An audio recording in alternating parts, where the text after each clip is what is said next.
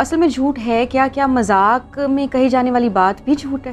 Proper علاج کروانا پڑے گا اپنا، اور انسانوں کی بستی میں رہنے کا بیسک اصول جو یہی ہے، ہر بندے کو اپنے طور پہ خود کرنا پڑے گا. نہ کسی لیکچر سے کسی نے صحیح ہونا ہے، نہ کسی ایسے معاملے کو مطلب سیریس لینا ہے اس نے، جب تک کہ اس کو خود نہیں پتا ہوگا کہ بھیا یہ تو میرے جھوٹ کی وجہ سے اگلے بندے کو بھی جھوٹ پہ آمادہ کر دیا میں نے. پیرنٹس کو اسپیشلی اس کو باقاعدہ اناؤنس کرنا پڑے گا گھر میں، اس کے بارے میں پراپر روک تھام کی سزا کے تھرو روک تھام کرنی پڑے گی.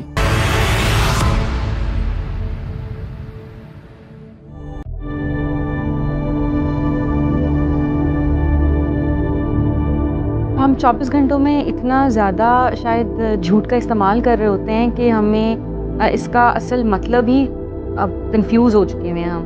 تو سم ٹائمز ہم مذاق بھی کسی کے ساتھ کر رہے ہوتے ہیں. تو اصل میں جھوٹ ہے کیا؟ کیا مذاق میں کہی جانے والی بات بھی جھوٹ ہے؟ جھوٹ بولنے سے پہلے چاہے مذاق میں بھی کر رہے ہوں، ایک انسان کی فطرہ کی آواز اندر سے آتی ہے، آدھے سیکنڈ پہلے ہی آتی ہے کہ یہ غلط کام ہونے والا ہے. اگر وہ آواز ہی نہیں آ رہی آپ کو تو بہت ہی بڑا مسئلہ بن چکا ہے. پھر آپ مذاق میں نہیں جھوٹ بول رہے خالی، پھر آپ پیتھولوجیکل لائر ہو چکے ہیں. آپ کو یہی نہیں پتہ کہ انسانوں کی بستی میں رہنے کے اصول کیا ہیں. آپ کو پھر انسانوں کی بستی میں نہیں رہنا چاہیے. بس یہ بہت ہی بڑا فساد برپا ہو جائے گا کہ ایک انسان دوسرے انسان کے اوپر اتنا زیادہ ڈپینڈنٹ ہوتا ہے. الفاظ ہی ہیں ہمارے پاس، اور کیا ہے ہمارے پاس؟ تو اگر وہ صاحب غلط ہی الفاظ بولے جا رہے ہیں، میری ٹریجیکٹری بدل رہی ہے پوری لائف میں. تو یہ بہت ضروری ہے کہ سب کو پتہ ہو کہ اگر آپ مذاق میں بھی جھوٹ بولتے ہیں تو اندر سے اس وقت ایک الارم بجتا ہے فوراً پہلے مت بولیں. اور جس کو پتہ ہے تو وہ بھی جہاں سے ہے اس کو یہ نہیں پتہ میں کیا کہہ رہا ہوں، کون سا الارم بجتا ہے، تو پھر وہ اس کو پراپر علاج کروانا پڑے گا. اور انسانوں کی بستی میں رہنے کا بیسک اصول یہی ہے کہ صحت مند لوگ رہتے ہوں گے. یہ صحت ہی ہے نا انسان کی معاملاتی جو ڈپینڈنسی ہے دوسرے کے اوپر.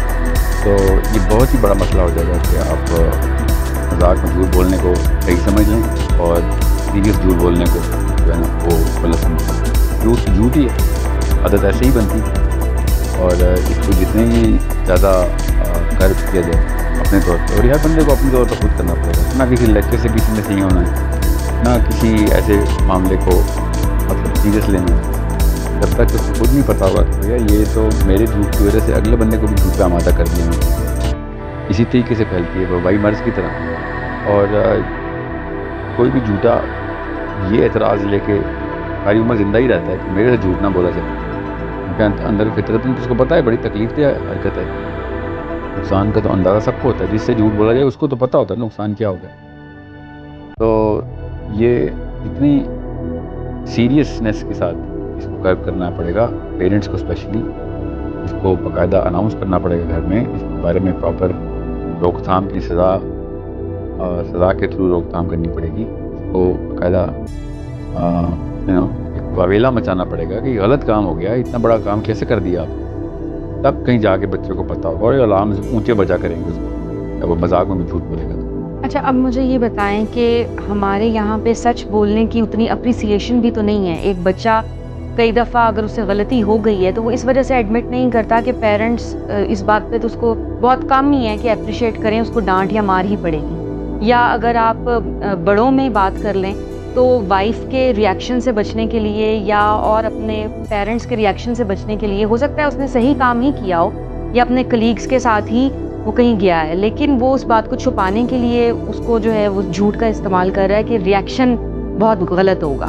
تو اس کو مصلحت کے طور پہ نہیں لیا جا سکتا کچھ چیزوں میں؟